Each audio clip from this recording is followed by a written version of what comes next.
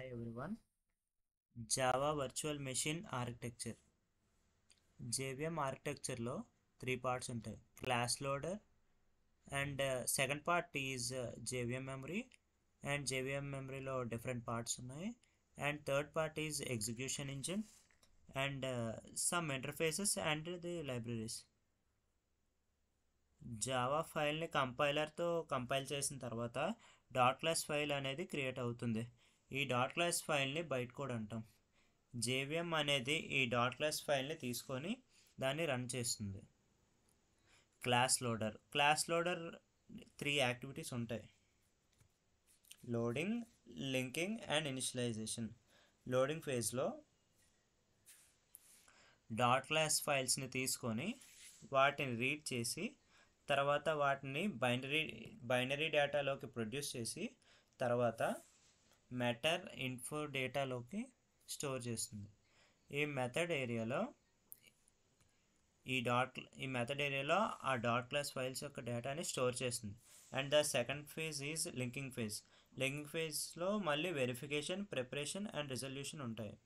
Verification ఫేజ్లో ఆ dot class files యొక్క కరెక్ట్నెస్ని అండ్ ద ఫార్మాట్నెస్ని చూస్తుంది.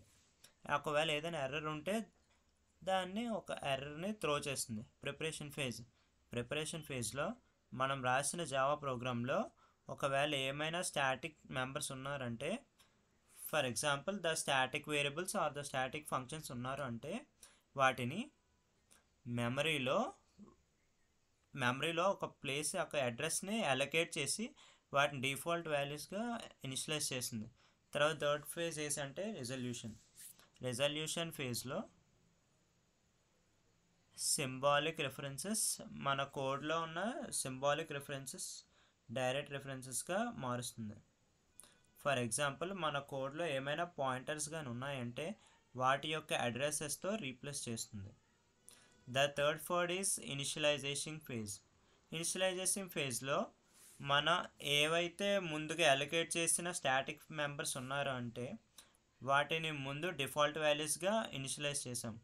కానీ ఇనిషియలైజ్ చేసిన ఫేజ్లో మనకి వాటి యొక్క వాల్యూస్తో ఇనిషియలైజ్ అవుతాయి. క్లాస్ లోడర్ అనేది 3 టైప్స్ ఉంటాయి: bootstrap class loader, extension class loader, application class loader. Bootstrap class loader అనేది బూట్స్ట్రాప్ పార్ట్ నుంచి క్లాసెస్ అనేవి లోడ్ చేస్తుంది. ఎక్స్టెన్షన్ క్లాస్ లోడర్ అనేది ఈ బూట్స్ట్రాప్ క్లాస్ లోడర్ యొక్క child process. And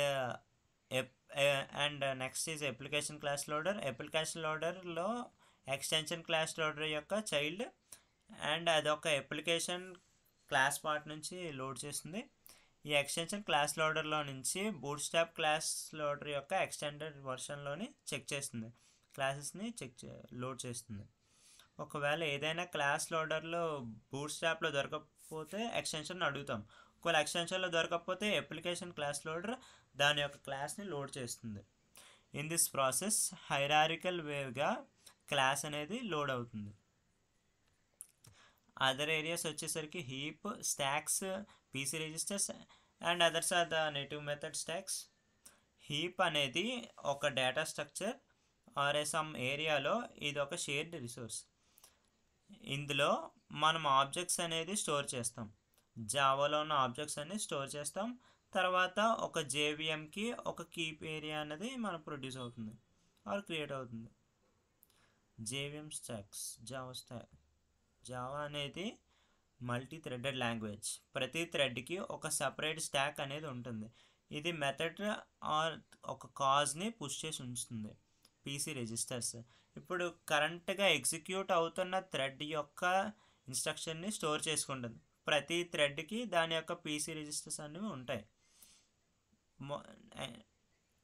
next the execution engine అనేది బైట్ కోడ్ని ఆర్ ద డాట్ క్లాస్ ఫైల్ని ఇంటర్ప్రిట్ చేస్తుంది ఆర్ ఎగ్జిక్యూట్ చేస్తుంది. ఇందులో మళ్ళీ 3 టైప్స్ ఉంటాయి: interpreter, just in time compiler and garbage collector.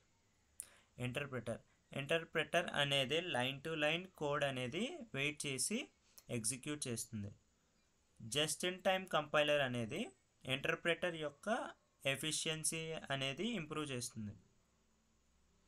Next the last one is the garbage collector. అది అన్రిఫరెన్స్ object యొక్కనే clear చేస్తుంది. Thank you.